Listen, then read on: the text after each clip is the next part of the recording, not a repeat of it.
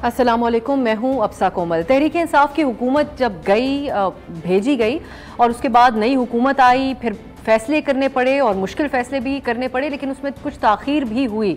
इस सब से मुल्की मईशत को बहुत धचका लगा, जो हमने अपने प्रोग्राम्स में डिस्कस करते आ रहे हैं। डॉलर के मुकाबले में रुपए की कीमत में रिकॉर्ड कमी हुई, मुल्की तारीख में की तारीखी रिकॉर्ड कमी हुई। स्टॉक मार्केट में शदीद मंदी देखी गई और मुल्क के हवाले से कुछ इस किस्म की बातें करने लगे कुछ लोग कि जैसे श्रीलंका जैसी सूरत हाल बन सकती है और एक डिफ़ॉल्ट कर जाने का ख़तरा मंडलाने लगा था। लेकिन इस दौरान हुकूमत IMF से मुज़ाकरात भी करती रही, उनकी शराइत के ऊपर पेट्रोल की कीमतें भी बढ़ी, दीगर चीज़ों की कीमतें भी बढ़ी और महंगाई पर जो अवामी रद्द-ए-अमल था उसका सामना भी गवर्नमेंट को करना पड़ा। वज़ीर ख़जाना मिफ्ता इस्माइल को न सिर्फ उनके जो सियासी मुखालिफिन हैं उनकी तरफ से तनकीद की गई, बल्कि उनकी जमात के अंदर से भी मुखालफत का सामना करना पड़ा। फिर जब IMF की तरफ से चंद दिन पहले ये बयान जारी किया गया कि पाकिस्तान ने उनकी तमाम शराइत पूरी कर ली हैं और जल्द कर्जे की किस्त जारी कर दी जाएगी, तो उसके बाद हमने देखा स्टॉक मार्केट में इस्तेहकाम आना शुरू हुआ और फिर एक और मुल्की तारीख में काम हुआ। पहली बार डॉलर एक दिन में 10 रुपये सस्ता भी हुआ, रुपए की कदर मुस्तहकम हुई। इस पर वज़ीर ख़जाना मिफ्ता इस्माइल का कहना है कि उनका एक टास्क उन्होंने अपने जहन में रखा हुआ था, वो था मुल्क को दिवालिया होने से बचाना, और वो ख़तरा अब टल चुका है, अब वो दीगर चीज़ों के ऊपर गौर करेंगे। लेकिन दूसरी तरफ हम देखते हैं क्योंकि मईशत पर सियासत करना हमारा वतीरा है, तो PTI के दौरे हुकूमत में इस वक्त जो हुकूमत में मौजूद हैं वो उनके ऊपर तनकीद करते रहे और उनकी हुकूमत को भेजने की एक वजह ये करार देते रहे कि वो मईशत नहीं संभाल पा रहे। अब PTI की तरफ से भी यही किया जा रहा है, अपने दौर के IMF के मुआहदे के हवाले से भी जो फैसले मुश्किल करने पड़ रहे हैं हुकूमत को, उसकी भरपूर जिम्मेदारी भी डाली जा रही है और उनके ऊपर तनकीद भी की जा रही है। हम आज के प्रोग्राम में जानने की कोशिश करेंगे कि जो मौशी सूरत हाल है उसमें और जो बेहतरी के इशारे अभी मिले हैं, क्या वो सस्टेनेबल मुस्तकिल है और क्या इससे आवाम को फ़ायदा भी अब पहुँचेगा। हमने दिवालिया होने से तो बचा लिया, लेकिन महंगाई को कोई लगाम आ सकेगा, जो कि सिर्फ जुलाई में 25% शरह रही है महंगाई की। ये सब कुछ जानने की कोशिश करेंगे। इसके लिए जिन शख्सियात को हमने दावत दी है वो बड़ी रियलिस्टिक अप्रोच रखते हैं अपने एनालिसिस के साथ। हमारे साथ डॉक्टर साजिद अमीन मौजूद है मेरे साथ स्टूडियो में, जैगम खान साहब सीनियर तज्ज़ियाकार और डॉक्टर फ़ारूक सलीम साहब ने भी हमें ज्वाइन किया है। बहुत बहुत शुक्रिया आप तीनों शख्सियात का। मैं आगाज़ डॉक्टर साहब आपसे करती हूँ। वज़ीर ख़जाना का हमने कल ही बयान सुना है, काफ़ी वो प्रेशर में रहे, कल कुछ ऐसा लगा कि वो एक लाइटर मूड में भी थे और एक बोझ है जो कम हुआ। वो ये कह रहे हैं कि ऑर्गेनिकली हमने डॉलर को नीचे लेकर आए हैं और बस एक डिफ़ॉल्ट का ख़तरा जो एक खदशा जाहिर किया जा रहा था उससे हमने निमट लिया है। आप क्या समझते हैं, ये उनकी जो पॉलिसी रही पिछले दिनों, कीमतें बढ़ाई गई, अनपॉपुलर फैसले किए गए, ये उसी के समरात हैं जो आज रुपया मुस्तहकम हो रहा है? जी अब साहब बहुत शुक्रिया।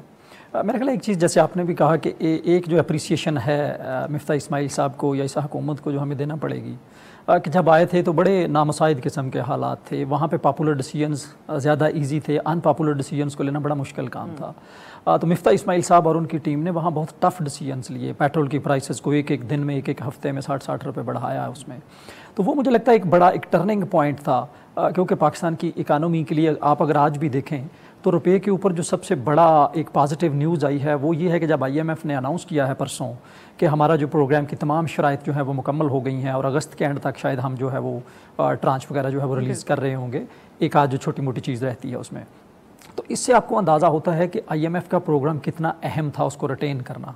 तो उस कंडीशंस में मुझे लगता है उनको मीट करना वो एक बहुत बड़ा एक टर्निंग पॉइंट था। बाकी जहाँ तक है, मुझे लगता है कि मैं हमेशा ये कहता हूँ कि डिफ़ॉल्ट का पाकिस्तान को एज सच कोई ख़तरा नहीं था। हमारा कोई डायरेक्ट कंपैरिजन श्रीलंका से नहीं था, वो कुछ लोग जो कर रहे थे वो शायद डायरेक्टली बनता नहीं था, बट ऑफ कोर्स एक बड़ी ही मुश्किल सूरत हाल थी और उसमें मुझे लगता है कि वो जो इक़दाम लिए गए उस वक्त वो बहुत मुश्किल थे, बट वो बहुत ज़रूरी थे और आज मुझे लगता है कि हम उनका थोड़ा सा जो असर देख रहे हैं।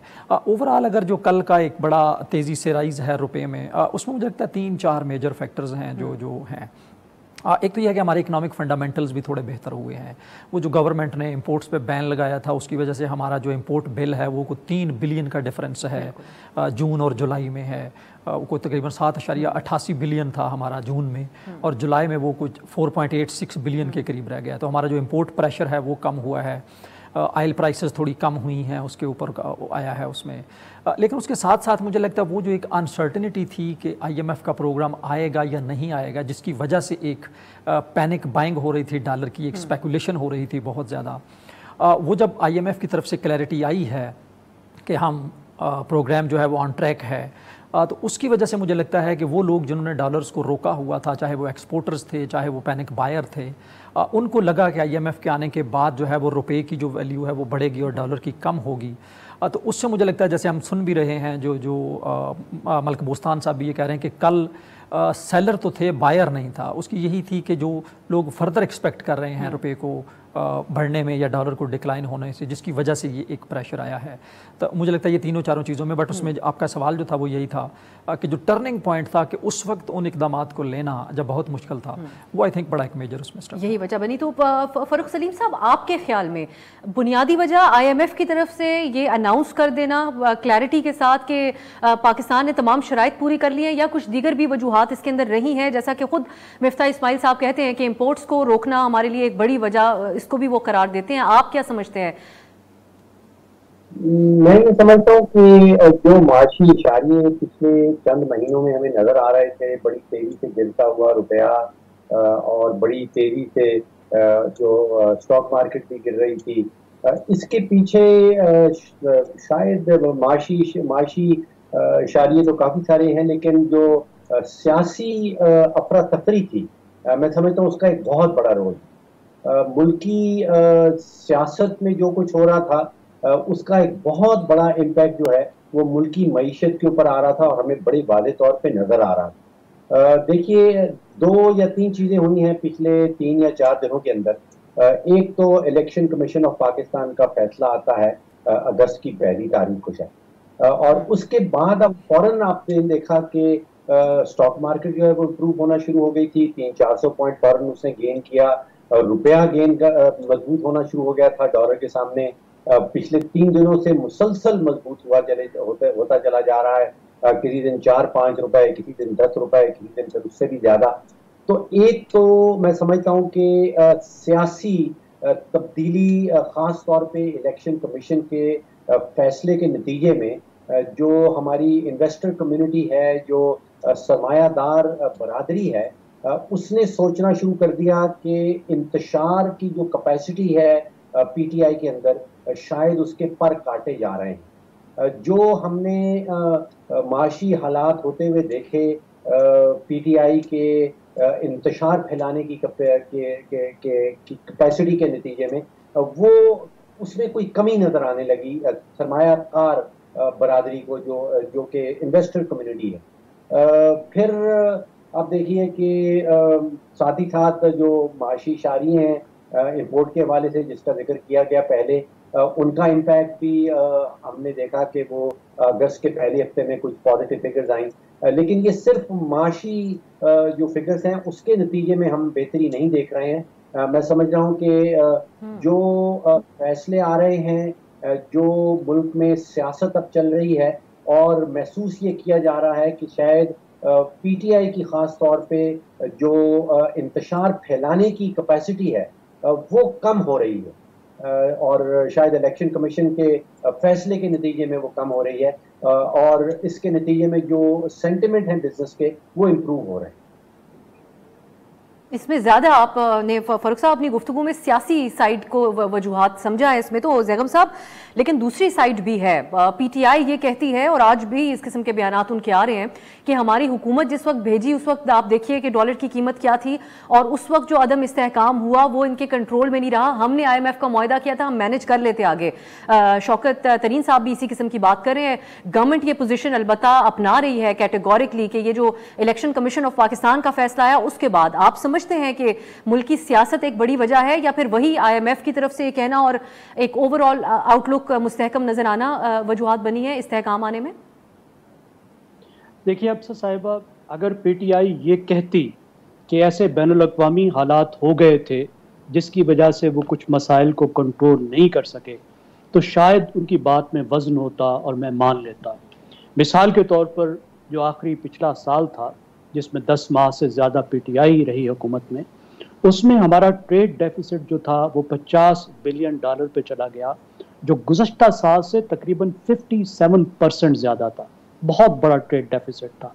उसकी वजह से ही वो करंट अकाउंट डेफिसिट आया, जिससे हमारे सारे मसाइल पैदा हुए और इतना बड़ा बहरान आया। अगर वो ये कहते कि देखिए इंटरनेशनल कमोडिटी प्राइसेस बढ़ गई थी, पेट्रोल की प्राइसेस बढ़ गई थी, हमारे कंट्रोल में नहीं थी, तो हमें हमदर्दी होती उनके साथ। लेकिन जिस तरह से वो क्लेम कर रहे हैं वो बिल्कुल दुरुस्त नहीं है, वो फैक्चुअल नहीं है। मिसाल के तौर पर वो कह रहे हैं कि IMF के साथ हमने मुआहदा किया था तो हम चला लेते। भाई आप नहीं चला रहे थे, आपने सियासी मकासद की खातिर उसको सस्पेंड कर दिया था, और उस मुआहदे में वापस जाने के लिए IMF ने आपकी नाक से लकीरें लगवाई। उसके बाद उम्मीद पैदा हुई है कि IMF के प्रोग्राम में आप वापस जाएं। आसानी से आप वापस नहीं आए। उसके अलावा जो आपका आखिरी साल था उसमें एक इंतहाई अहमकाना तौर पर आपने एक्सपेंशनरी पॉलिसीज अपनाई, वो ग्रोथ अपनाई जिसकी आपके पास सलाहियत नहीं थी, जिसके आपके पास रिसोर्सेज नहीं थे। एक ऐसे वक्त में जब कमोडिटी प्राइसेस बढ़ रही थी, आप ऐसी प्रो ग्रोथ पॉलिसी की तरफ चले गए, वो भी सियासी बुनियाद पर, क्योंकि वजीर खजाना साहब वो नए लेकर आ गए जो इमरान खान को खुश करना चाहते थे। उससे हमारे प्रॉब्लम आई डोंट थिंक कि PTI has anything to boast about. लेकिन फिर इसके अंदर से, to be fair to PTI, आप ये देखिए कि जैसा बहरान 2018 में था वैसा ही बहरान आपके पास 2021-22 में आया। जैसे 2019 में बहरान को हल किया गया, उसी तरह बहरान को 2022-23 में हल किया जा रहा है। यानी बहरान आया ग्रोथ की वजह से आपका 2018 में, ग्रोथ जो आप नहीं संभाल सकते, जो कंजम्पशन बेस्ड, इंपोर्ट बेस्ड और उधार बेस्ड आपकी कंजम्पशन और ग्रोथ है, वही 2018 में थी और वही अब हुई, और ज्यादा खतरनाक तौर पे हुई 2019 में। इमरान खान ने ग्रोथ को रोककर स्टेबलाइज किया, यानी 6.1% से ग्रोथ वो 2% लेकर आए। वही कुछ अब मिफ्ताह इस्माइल साहब कर रहे हैं। ये सब बातें ठीक है जो मेरे फाजिल इकोनॉमिस्ट दोस्तों ने की है, लेकिन देखिए अब भी मिफ्ताह साहब जो बुनियादी तौर पर कंट्रोल कर रहे हैं वो ग्रोथ को कम करके, कंट्रोल करके ही इंपोर्ट्स को कम कर रहे हैं ना। उसमें एक फैक्टर ये भी मौजूद है कि they have been a bit lucky. पहले तो अनलकी रहे कि PTI का इतना बड़ा उन्हें बोरा वजन उठाना पड़ा, लेकिन उसके बाद दे आर गेटिंग लकी कि दुनिया भर में जो कमोडिटी की प्राइसेस हैं वो गिर रही हैं, पेट्रोल की प्राइसेस गिर रही है। अगर जो उसमें भी मसला मौजूद है कि अगर दुनिया में रिसेशन होगी तो उसके अलग असरात भी हम पर आएंगे, खास तौर पे अमेरिका में रिसेशन की। लेकिन ये एक हकीकत है कि इस वक्त जिस हम मुसीबत में हैं, जिस लेवल की मुसीबत में है, उस वक्त इंटरनेशनल रिसेशन भी थोड़ी बहुत हमारे फायदे में जा रही है कि हमारा करंट अकाउंट कुछ बैलेंस हो रहा है। अब ज़ैगम साहब एक ब्रेक की तरफ जाते हैं, फिर वापस आएंगे कि साजिद अमीन साहब भी इसके ऊपर कमेंट करें कि किस हद तक किरदार हो सकता है इस मौजूदा सियासी सूरत हाल का, और फिर कमोडिटी प्राइसेस के हवाले से अब हम आगे क्या एक्सपेक्ट करें, यहाँ पे क्या होगा।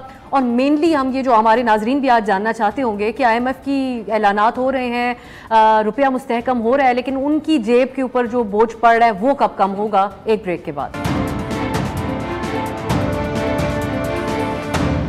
ब्रेक के बाद खुश आमदीद। हम बात कर रहे हैं मुल्क की मुआशी सूरत हाल के हवाले से। आज का ये प्रोग्राम तफसीली तौर पे हम बात करेंगे और एक्सपर्ट ओपिनियन इस पे हासिल करें। साजिद अमीन साहब, अब फ़ारूक साहब भी बड़े क्लियर हैं अपने आइडियाज़ के साथ, और ज़ैगम साहब ने भी अहाता किया जो PTI के दौर में उनकी तरफ से होता रहा।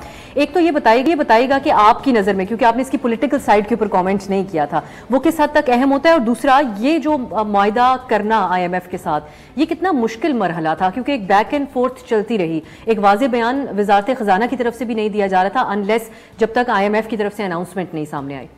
जी शुक्रिया। मेरा ख्याल है मैंने पॉलिटिक्स की तरफ इशारा तो किया था, बट शायद डायरेक्टली नहीं। मेरा यही था कि जो सारे का सारा डिस्ट्रस्ट हुआ था IMF के साथ, वो उसी पॉलिटिक्स की वजह से था। वो जो हमने पेट्रोल प्राइसेस फ्रीज की और जिसकी वजह से हमारा 7th रिव्यू भी डिले होता गया और वो 8वें रिव्यू के साथ जा मिला। और वो जैसे ज़ैगम साहब ने कहा कि हमें लिटरली जो है वो नाकों चने चबवाए गए कि आप तमाम शराइत को पहले पूरा करें। वो उसी पॉलिटिक्स की वजह से, जो उस डिस्ट्रस्ट की वजह से आया, क्योंकि हमने पूरे का पूरा रिवर्स कर दिया उस इकोनॉमिक स्टेबिलिटी को जो हमने 2-3 साल में गेन की थी। जब लास्ट गवर्नमेंट जब जाने लगी वोट ऑफ नो कॉन्फिडेंस के बाद, तो जाते जाते जो स्टेप्स लिए गए तो वो पूरे का पूरा रोल बैक कर दी गई वो स्टेबिलिटी, जब आपने पेट्रोल प्राइसेस को फ्रीज किया, जिसकी तरफ ज़ैगम साहब ने भी इशारा किया। मैं बार बार ये कह भी रहा हूँ, लिख भी रहा हूँ कि हमारे जो पॉलिटिकल अनसर्टनिटी है वो इस पूरे प्रोसेस के पीछे थी, एक जो पॉलिटिकल इंस्टेबिलिटी थी। मसलन हमारे फॉरेन रिजर्व्स भी कम थे और भी हमारे इकोनॉमिक जो फंडामेंटल्स हैं वो वीक थे, लेकिन पॉलिटिकल अनसर्टनिटी मैग्नीफाई कर रही थी उसको मल्टीप्लाई कर रही थी उस असर को, तो जिसकी वजह से मेजर जो रिस्पॉन्सिबल थी हमारे इस पूरे प्रोसेस के पीछे वो एग्जैक्टली पॉलिटिकल अनसर्टेनिटी और पॉलिटिकल इंस्टेबिलिटी दोनों फरीकैन के पार्ट के ऊपर, या फिर अगर इसको इस तरीके से देखा जाए जिस तरह शायद फरूख साहब बयान कर रहे हैं कि इलेक्शन कमीशन ऑफ पाकिस्तान का फैसला आता है क्योंकि वो एक फरीक के खिलाफ आया है और उनकी कैपेसिटी है सड़कों पर निकलने की और एहतजाज करने की, तो उस हवाले से हमने ये तब्दीली देखी है, जो उनका तज्जिया उस हवाले से हम किसी एक साइड को कह सकते हैं, या आपको लगता है कि तमाम इसके अंदर जो मेरे ख्याल दोनों ही रहते हैं। हमारे यहाँ अनफॉर्चुनेटली हमेशा ये रहा है कि जो हमने पॉलिटिक्स को इकोनॉमी से पहले रखा है, हमेशा जब भी हमें कोई चॉइस की बात आई है तो हमने पॉलिटिक्स को पहले रखा है। अगर आप इस गवर्नमेंट को भी देखें, जब आई, मैंने शायद आप ही के प्रोग्राम में कहा था और आपने भी अपने इंट्रो में कहा है कि इस गवर्नमेंट ने भी तकरीबन 1.5 महीना जो है वो ज़ाया किया, बिल्कुल कोई फैसला नहीं कर पा रहे थे और आम आदमी तक ये कहना शुरू हो गया कि अगर कोई फैसला नहीं करना तो आप आए किस लिए है। तो वो उसमें पॉलिटिक्स तो हमारी रही है उस सारी चीज़ के अंदर, बट फिर वो फैसले जो है वो लिए गए। हाँ, 2 चीज़ें हैं जो मुझे लगता है कि हमें गवर्नमेंट को अभी भी समझने की ज़रूरत है। एक तो हमें ये लगता है कि ये जो, जैसे मैंने कहा कि ये एक अच्छी बात है कि रुपया इतना गिरा है एक दिन में 10 रुपये या 12 रुपये या आज भी 5-10 रुपये गिरा है, बट ये परेशानी की भी बात है क्योंकि इससे लगता है कि कितनी हद तक जो स्पेकुलेशन है और जो अनसर्टनिटी है वो हमारी करेंसी को डिस्टॉर्ट कर सकती है। देखिए, किसी भी करेंसी के लिए स्टेबल होना उतना ही ज़रूरी है जितना कि एक अच्छे एक्सचेंज रेट लेवल का होना ज़रूरी है। तो ये जो रोज़ का 10 रुपये, 25 रुपये, 30 रुपये ऊपर बढ़ जाना एक महीने में और फिर उसको एक दिन में गिरना, तो ये जो वोलेटिलिटी है ये इटसेल्फ जो है वो हर्ट करती है। तो इससे लगता है कि कितनी मैनिपुलेशन हमारी करेंसी की जा सकती है कि आप आज जो बात हो रही है कि जी करेंसी शायद 200 रुपये के करीब आकर रुकेगी, तो इसका मतलब है कि जो ऊपर वाले 40 रुपये थे वो इस पूरी स्पेकुलेशन से और इस अनसर्टनिटी से और पैनिक बाइंग से, या एक्सपोर्टर्स ने जो कहा जा रहा था कि शायद वो अपने डॉलर्स को पाकिस्तान नहीं ला रहे हैं, वो मिल के, तो इससे ये परेशानी की भी बात है कि पाकिस्तान की करेंसी को किस तरह उसकी एक्चुअल वैल्यू से डिस्टॉर्ट किया जा सकता है, कितनी आसानी से 40-50 रुपये उसकी एक्चुअल वैल्यू से ऊपर लेके जाया जा सकता है। तो इस सिलसिले में मुझे लगता है कि स्टेट बैंक को, मैंने कल लिखा भी है कि स्टेट बैंक को बड़ा प्रोएक्टिवली देखना होगा। और अच्छी बात यही है कि ये जो आया है, जो कल डिक्लाइन आया है और आज भी जो डिक्लाइन आया है डॉलर में, उसमें पॉलिटिक्स अपनी जगह है। जैसे मैंने कहा कि वो एक बड़ा ओवर आर्चिंग था उसमें, लेकिन जो 4-5 स्टेप्स लिए गए हैं, आपके फंडामेंटल्स कुछ बेहतर हुए हैं, but at the same time state bank ने बड़ा विगरस मॉनिटरिंग जो है वो बैंकिंग सेक्टर की, करेंसी मार्केट की ओवरऑल की है, जो करेंसी स्मगलिंग हो रही थी उस पर फोकस रखा है, और फिर IMF की न्यूज़ आई है। तो इन सारी चीज़ों ने मिल के इस रुपये को जो है वो बेहतर रखा है। एक चीज़ जो मुझे लगता है बड़ा अहम होगी देखने के लिए, कि हमें इस पर खुश नहीं हो जाना चाहिए कि रुपया 10 से 20 रुपये गिर गया है तो सारे मसले हल हो गए। हमारे तमाम मसले आज भी वहीं के वहीं हैं। अगर ये रुपया 10 दिन में 40 रुपये ऊपर जा सकता है और एक दिन में 25 रुपये ऊपर आ सकता है, तो इसका मतलब है ये बड़ा वल्नरेबल है, ये दोबारा भी हो सकता है। तो वो जो स्टेक होल्डर्स हैं, जो स्टेट बैंक है, उसको ये स्टेप्स लेने होंगे कि जो करेंसी की स्टेबिलिटी है वो भी मेंटेन रहे। इतने बड़े लार्जर जंप्स जो हैं वो एक इन्वेस्टर का कॉन्फिडेंस उठा देते हैं आपकी करेंसी से फॉरेन कर्ज में। और दूसरा जो बड़ा अहम होगा, जो जैसे आपने अपने इंट्रो में भी रखा, कि इसको हम कैसे पास ऑन करते हैं इन्फ्लेशन कंट्रोल पे, ताकि आम आदमी को इसका जो फ़ायदा है वो जा सके। तो गवर्नमेंट को अपना काम करते रहना होगा जो इकोनॉमिक फंडामेंटल्स के ऊपर। और लास्टली जैगम साहब ने बिल्कुल सही बात की, हमारे यहाँ जब भी एक्चुअली ये चीज़ें दुरुस्त होती हैं वो लो ग्रोथ पे होती हैं, क्योंकि हमारी जो ग्रोथ का स्ट्रक्चर है वो बड़ा फंडामेंटली प्रॉब्लम है। आपकी 95% ग्रोथ कंजम्पशन से आती है, इंपोर्ट से आती है 90%। जब भी आपको हाई ग्रोथ पे जाना होता है तो आपको आर्टिफिशियली मसनूई तौर पे कंजम्पशन को भी बढ़ाना पड़ता है और इंपोर्ट्स भी बढ़ जाती हैं, क्योंकि आपकी ग्रोथ 90% उसके ऊपर जा रही होती है।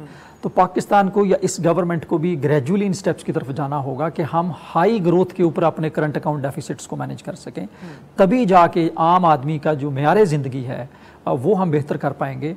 तो जस्ट क्लोजिंग कि हमें सिर्फ इसी पे खुश नहीं हो जाना चाहिए कि ये 10 और 20 रुपये गिर गया है, उस वल्नरेबिलिटी पे भी हमें परेशान होना चाहिए कि ऐसी क्या चीज़ है कि हमारी करेंसी को एक हफ्ते में 40 रुपये ऊपर लेके जाया जा सकता है और फिर वो नीचे आ सकती है। फरूख साहब, आप इत्तेफाक करते हैं साजिद साहब की इस बात से, जो वो ये कह रहे हैं कि अगर रुपए की कदर बढ़ी भी है तो वो इटसेल्फ एक और भी हमें अब इससे आगे बढ़कर इस बारे में भी सोचना होगा। दूसरी बात ये कि जो हम पहले बात कर रहे थे इसके सियासी पहलू के हवाले से, एक पॉइंट ये भी रखा जाता है इलेक्शन कमीशन के फैसले के ऊपर रख के अगर बात की जाए, क्योंकि एक नैरेटिव बिल्डिंग इस हवाले से भी जारी है कि ओवरसीज़ पाकिस्तानी रेमिटेंसेस भेजते हैं पाकिस्तान में, और और उनका वोट का हक ले लेना, या इलेक्शन कमीशन का जो फैसला है उसकी नौयत को देखते हुए और उसके अंदर जिस किस्म की बातें कही गई हैं, तो उनमें से कुछ लोगों ने ये शिकवा किया कि हमने फंडिंग की एक पार्टी के लिए, तो हमने फॉरेन फंडिंग नहीं की, या हम कोई बैरूनी एजेंट नहीं है। तो आप समझते हैं कि पीटीआई की तरफ से अगर इस किस्म की बात की जाती है कि रेमिटेंसेज आना बंद हो जाएंगे, तो इसका भी एक असर होगा, क्योंकि हमारी बड़ी डिपेंडेंस है फॉरेन रेमिटेंसेज के ऊपर? देखिए, हमारी 50% से ज्यादा रेमिटेंसेज जो हैं वो सऊदी अरेबिया और गल्फ के ममालिक से आती हैं। फिर कुछ रेमिटेंसेज है जो बरतानिया और अमेरिका और कनाडा वगैरह से आती हैं। जो रेमिटेंसेज भेजने वाले हैं वो रेमिटेंसेज किसी सियासी बुनियाद पे नहीं भेजते हैं। ये सियासी फैसला नहीं है उन लोगों का जो रेमिटेंसेज भेज रहे हैं, उनका एक प्योरली माशी फैसला है। और वो मैं नहीं समझता हूँ कि पाकिस्तान की मोहब्बत में पाकिस्तान को पैसे भेज रहे हैं।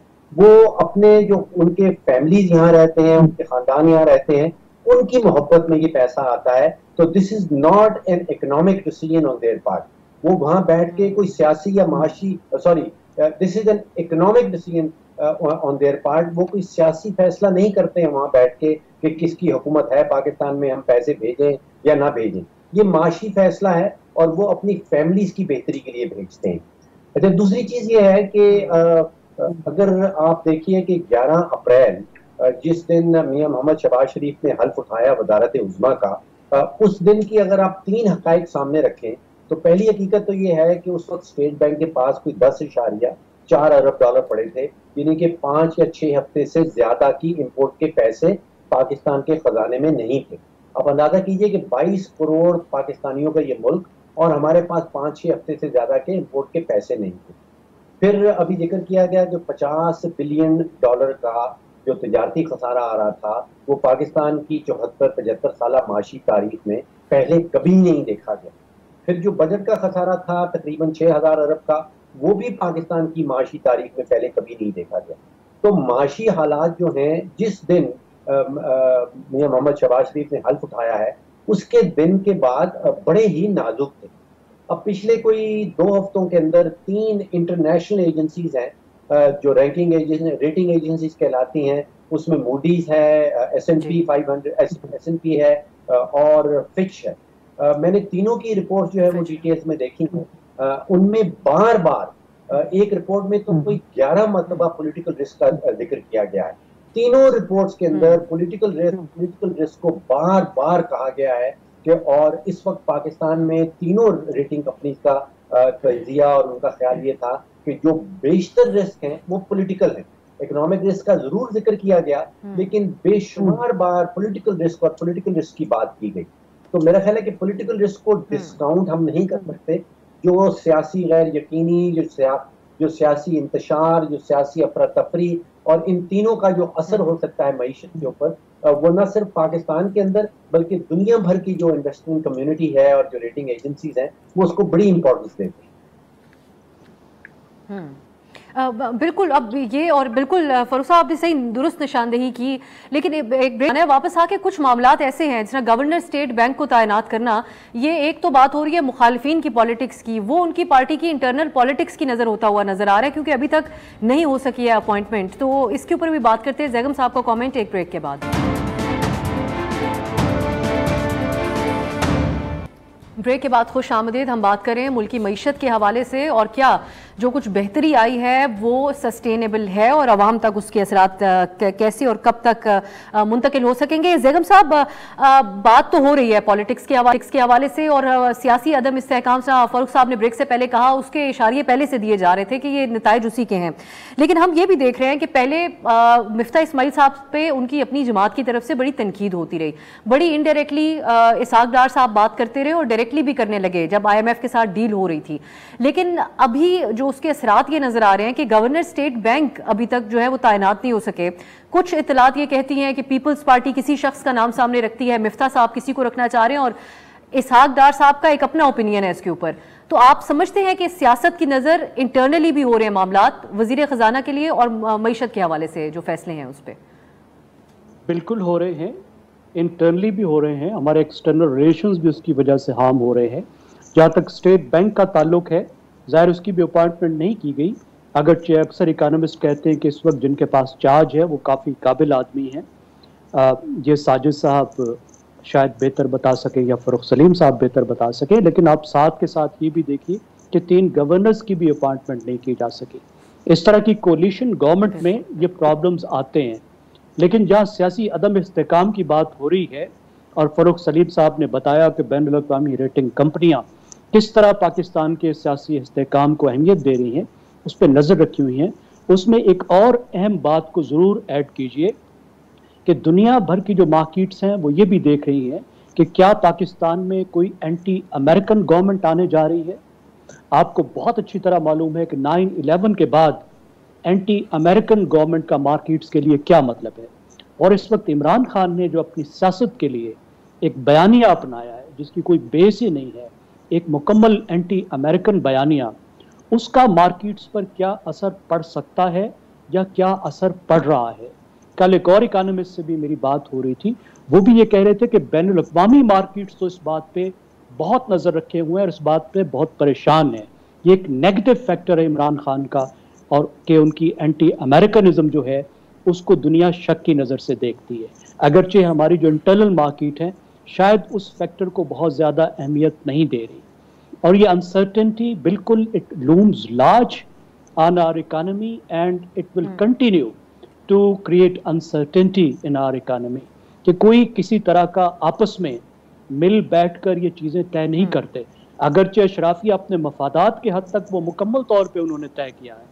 आपने देखा होगा कि जो फ़वाइद शुगर मिल्स को मुस्लिम लीग नवाज के दौर में मिल रहे थे, उससे ज़्यादा फ़वाइद फिर उनको PTI के दौर में भी मिल रहे थे। जितना मज़ा लैंड माफिया का, लैंड डेवलपर्स का नवाज शरीफ के दौर में था, उससे दुगना मज़ा जो है उन्होंने उस दौर में भी किया, इमरान खान के दौर में, जब मईशत का बहुत बुरा हाल था।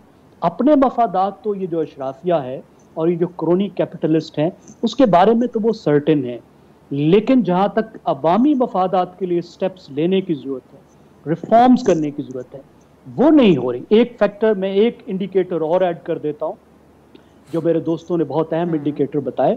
ये देखिए कि इस वक्त आपका सर्कुलर डेट 4000 अरब रुपए हो चुका है। पावर सेक्टर का डेट जब इमरान खान की PTI की हुकूमत आई थी तो 1000 अरब रुपए था, वो 2500 अरब रुपए हो चुका है।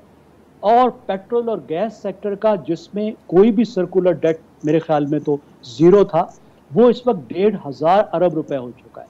4000 अरब रुपए का सर्कुलर डेट, जिसकी सबसे बड़ी वजह यह है कि रिफॉर्म्स नहीं किए गए और जो स्टेप्स वक्त पर लेने चाहिए थे, जो पॉलिटिकली कास्टली हो सकते थे लेकिन जो बहुत अहम थे, वो नहीं लिए गए।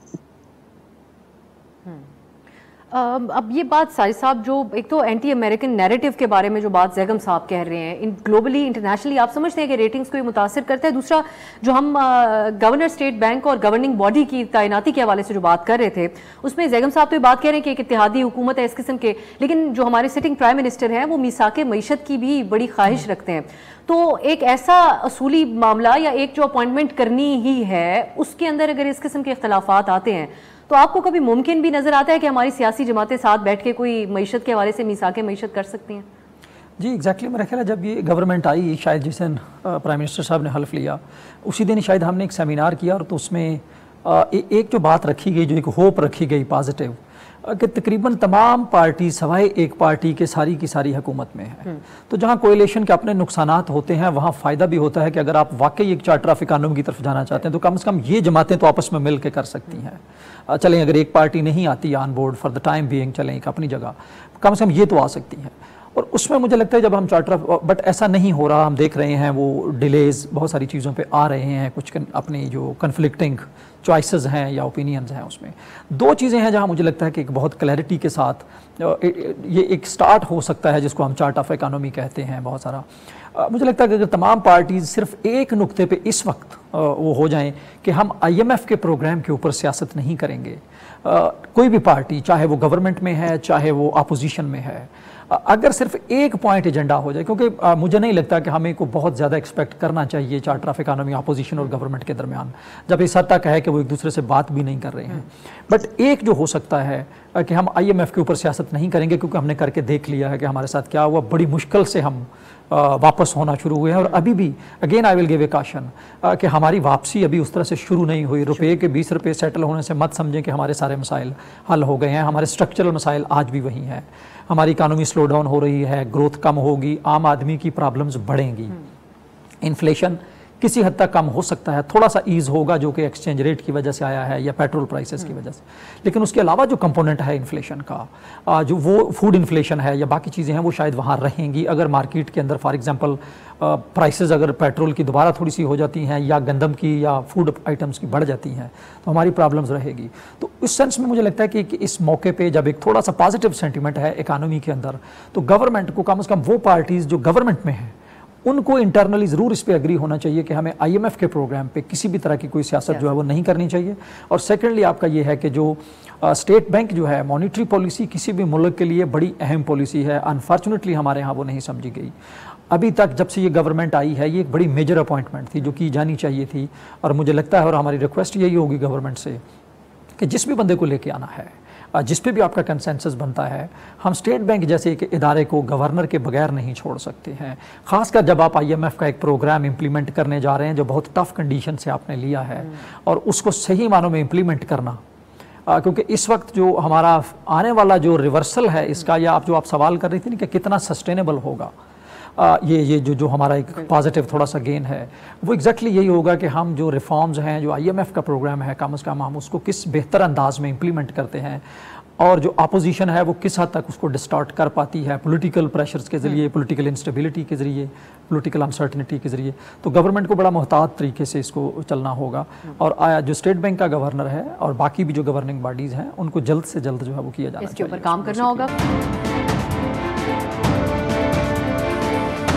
फारूक साहब, अब आपके ख्याल में इसके ऊपर क्या कहेंगे कि अब ये मामला तो हो गए, लेकिन एक मैक्सिमम रिलीफ आवाम को दे दिया जाए? और इनमें बहुत सी इंटरनेशनली भी खबरें सामने आ रही होती हैं, जिस तरह यूक्रेन और रशिया के दरमियान एक मुआहिदा भी हो गया गंदम की एक्सपोर्ट के हवाले से, तो एक इंटरनेशनली कहा जा रहा है बेहतरी आएगी, और फिर कमोडिटी प्राइसेस की जो आप लोगों ने बात की है, तो एक मैक्सिमम रिलीफ आवाम के सामने रखा जाए कि जिस तरह हर गुजरते दिन हमने कीमतें बढ़ाई थी उसी तरीके से कम भी कर रहे हैं, लेकिन साथ साथ जिस तरह बात कर रहे हैं डॉक्टर साजिद साहब के, उसको किस तरीके से इंप्लीमेंट करना है IMF के प्रोग्राम को, उसके ऊपर भी कोई हर्ज ना आए।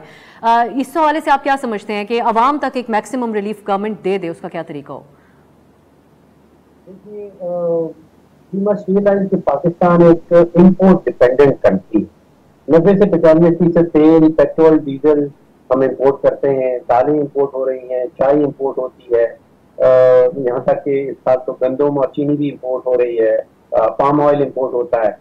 तो रिलीफ देना, अगर आलमी मंडियों में इन सब की कीमतें बढ़ रही हैं तो फिर पाकिस्तानियों के ऊपर तो उसकी रिलीफ मुंतकिल नहीं हो सकती।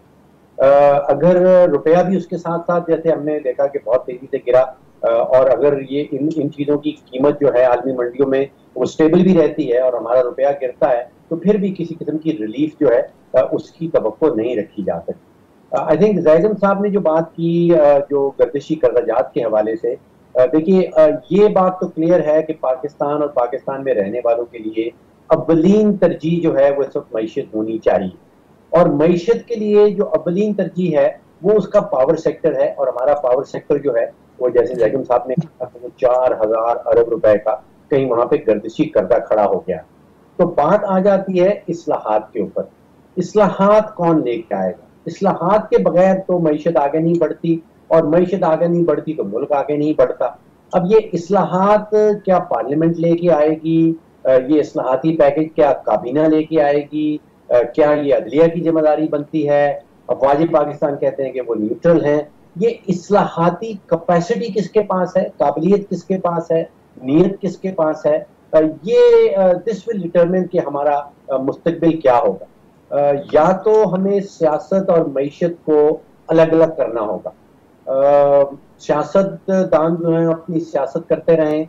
सिर्फ IMF का मसला नहीं है कि IMF के एजेंडे के ऊपर या उसके 1 पॉइंट के ऊपर सियासत ना की जाए।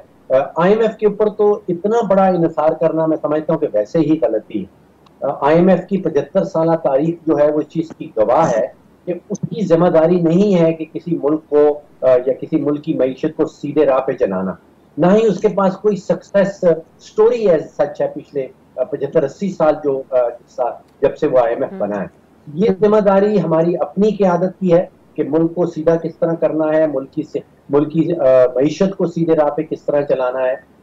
ये जिम्मेदारी IMF या वर्ल्ड बैंक या किसी और इदारे की नहीं, ये हमारी अपनी क़यादत ने करना है। और जब तक वो क़यादत इस्लाहाती पैकेजेस नहीं ला सकती, उस वक्त तक पाकिस्तान इज गोइंग नोवेयर। तो सवाल सबसे बड़ा पैदा ये हो रहा है कि इस्लाहात कौन ला पाएगा। डॉक्टर साजिद साहब, वो एक पॉइंट है इसमें फ़ारूक साहब का जो IMF के हवाले से आप कह रहे थे, कुछ कहना चाहेंगे? जी मेरा ख्याल देखें, जो एनालिसिस होता है वो एक कॉन्टेक्स्ट में होता है। आप इस गवर्नमेंट से तवील मुद्दत पॉलिसीज एक्सपेक्ट नहीं कर सकते जहां डे टू डे सर्वाइवल का मसला हो रहा होगा। और आप ये एज्यूम करें, मैं एग्री करता हूं फ़ारूक साहब के कि ज़ाहिर है IMF हम 22-23 दफ़ा जा चुके हैं, वो उसका हल नहीं है हमारे मसाइल का। लेकिन आप ये एज्यूम करें कि कल अगर अनाउंसमेंट ये आती कि IMF का प्रोग्राम पाकिस्तान को नहीं मिलेगा, तो आज हम क्या कर रहे होते। तो हमारा जो एनालिसिस है, जब हम बात कर रहे हैं कि IMF को, तो हम एक करंट एनालिसिस में बात कर रहे हैं जहां रोज़मर्रा के आपके मसाइल हुए हुए हैं कि आप बड़ी मुश्किल से डिफ़ॉल्ट्स के होते होते पास से पीछे से वापस आए हैं। तो यहाँ पे मुझे लगता है कि हमें एक बड़ा कॉन्टेक्चुअल एनालिसिस रखने की ज़रूरत है इस वक्त, वाइल एग्री करते हुए कि ज़ाहिर है ये कोई परमानेंट सोल्यूशन है, बट इस वक्त पाकिस्तान की सबसे अहम जो प्रायोरिटी है वो IMF के प्रोग्राम में रहना है और उसको इम्प्लीमेंट करना है, वरना आज आप और प्रोग्राम कर रही होती। दूसरा पॉइंट जो मुझे लगता है कि जो हमारी प्रायोरिटीज़ क्या होनी चाहिए, ज़ाहिर है मईशत एक प्रायोरिटी है, लेकिन आवाम जो है वो उतनी ही प्रायोरिटी हैं, क्योंकि ये मईशत आवाम के लिए है।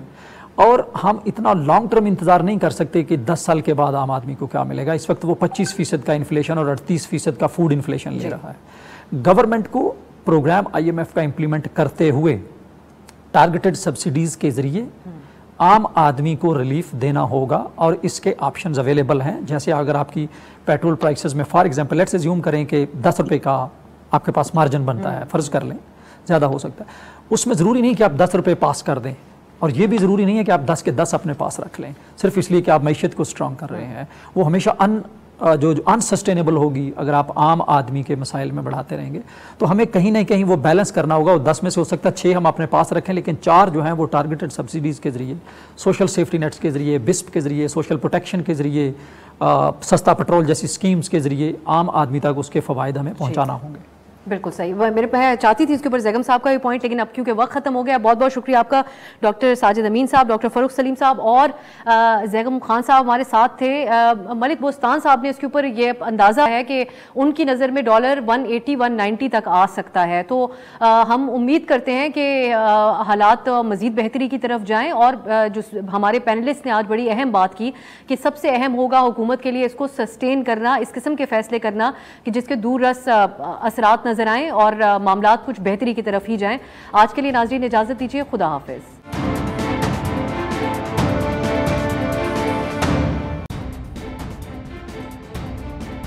हर पीर से जुमा अपने फेवरेट शो न्यूज़ आई को YouTube पर देखने के लिए डॉन न्यूज़ के ऑफिशियल YouTube चैनल पर आइए, उसको सब्सक्राइब कीजिए और बेल आइकन को प्रेस कीजिए।